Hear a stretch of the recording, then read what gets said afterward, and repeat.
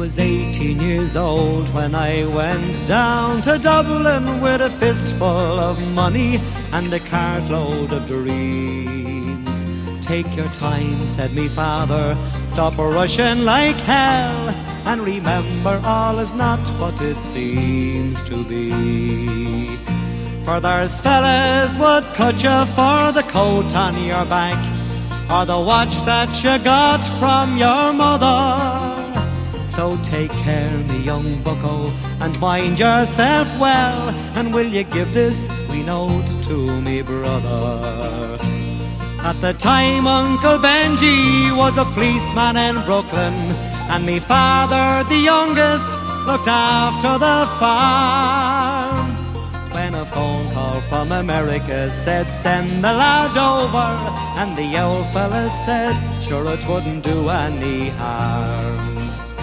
For I've spent my life working this dirty old ground for a few pints of porter and the smell of a pound. And sure maybe there's something you learn or you'll see, and you can bring it back home, make it easy on me. So I landed at Kennedy, and a big yellow taxi carried me and me bags through the streets and the rain.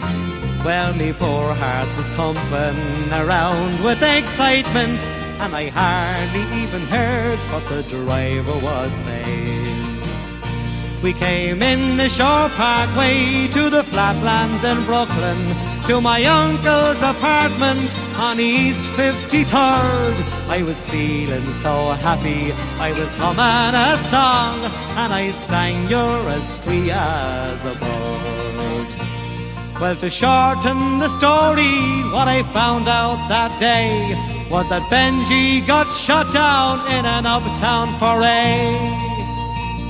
And while I was flying my way to New York, poor Benji was lying in a coal city morgue. Well, I phoned up the old fella, told him the news.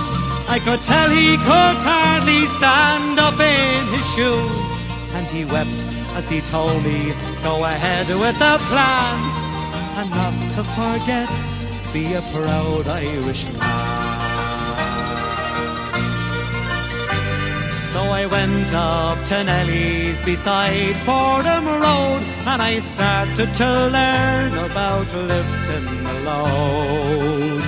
But the heaviest thing that I carried that year was the bittersweet thoughts of my hometown so dear.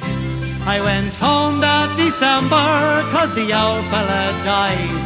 Had to borrow the money from Phil on the side, and all the bright flowers and brass couldn't hide the poor wasted face of me father.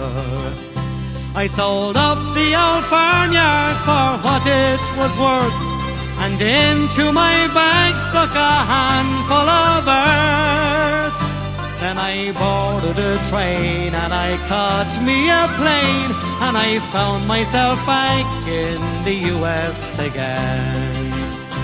It's been 22 years since I've set foot in Dublin.